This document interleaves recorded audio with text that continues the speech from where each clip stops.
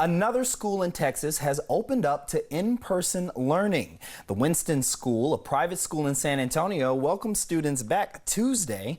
They made this decision after successfully holding on-campus classes for 4 weeks in the summer. According to the school, none of the 65 students or staff contracted the virus. So for more on how the first day of actual school went today, we have Dr. Charles Karulak, headmaster at the Winston School. Thank you so much for joining us tonight. And I just have to ask you, how was that first day? Tell us about some of the rules you have in place that keeps people healthy in those hallways.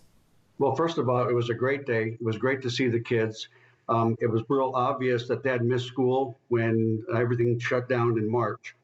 And before the students came, we sent several emails to parents expressing our expectations when the students were on campus. For example, we've asked our parents to make sure that before the students even come, they do a self-check. And that means self-check is to make sure whether or not they may have symptoms of COVID. And then once they're on campus, the students would come out of their cars. We would take a temperature. Once they entered the building, we have a sanitizing station for our students. And we had 3 different entrance and exit points here within the school, and some in staggered arrival and staggered dismissal, so all the students were not together. Once they got into the building, then they go exactly to their classroom. They'd go sit in their desk, and then class would start shortly after 8 o'clock. The majority of the kids came between 7:45 and 8 a.m. in the morning.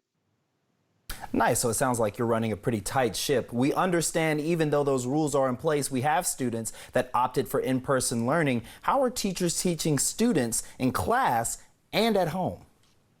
Well, what we have is we have a synchronous program where we have a teacher who's actually teaching students within the classroom, and those are the in-person students.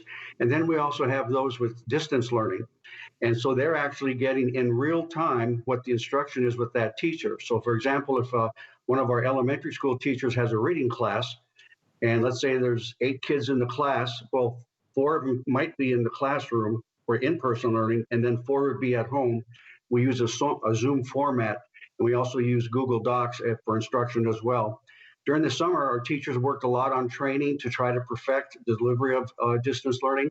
It's not a perfect science, but I think we're a lot better than we were when we were forced to move into that in the spring of the year. I want to ask you real quick before we get out of here. Do you have any protocol in place for if somebody does contract the virus in your school? What do you do? Well, it depends what the situation is. It could be if it's a student who maybe feels they have been exposed, or if it's a student who actually has COVID. We have I work with 2 or 3 doctors that are in healthcare, and what I would do is ask them for their guidance as well as what is written in information with Metro Health and how they handle that. But we do have protocols. It just depends what the scenario is, whether it's a teacher, a student who may have been exposed. There's a time limit even when kids have masks if they're 6 feet apart, and they haven't been with someone for under 15 minutes in straight time, then that person may or may not be exposed. It just depends upon the situation. At the very worst that can happen is we'd have the student tested. That's also part of one of the protocols that we have.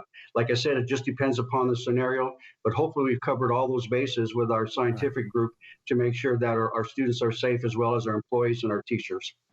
Got you. Dr. Charles Karulak, headmaster of the Winston School in San Antonio, thank you so much for joining us.